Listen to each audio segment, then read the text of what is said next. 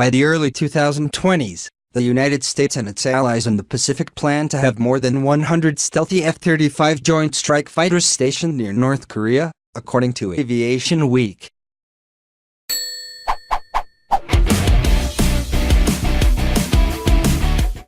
Marine Fighter Attack Squadron 121, the Green Knights, were the first squadron of F-35 seconds sent to the Pacific Theater. They are currently deployed to Marine Corps Air Station in Japan, and the jets participated in training exercises in South Korea in March. Dozens of F-35 squadrons are to follow. The Air Force is preparing to station the F-35 of the 34th Fighter Squadron out of Hill AFB, Utah, in the Pacific region in the coming months.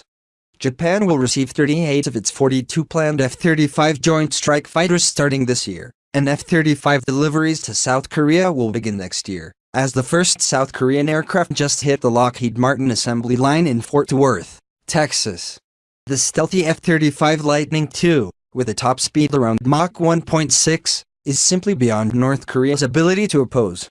North Korea had the fourth largest army in the world by active personnel, after China, India, and the United States.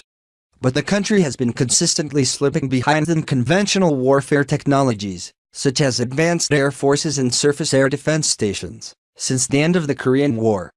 To compensate, Pyongyang has invested heavily in the nuclear weapons program and intercontinental ballistic missiles that could deliver a nuclear warhead to a distant target. The DPRK's air force consists primarily of dated Chinese and Soviet fighters, and North Korea maintains a variety of missiles, including modern S-200 surface-to-air missiles. The country's radar and tracking systems remain largely incapable of reliably targeting advanced fighters. However, South Korea, on the other hand, operates variants of the F-15 and F-16, as well as Northrop F-5 fighters and the T-50 advanced supersonic trainer that can be outfitted for light attack.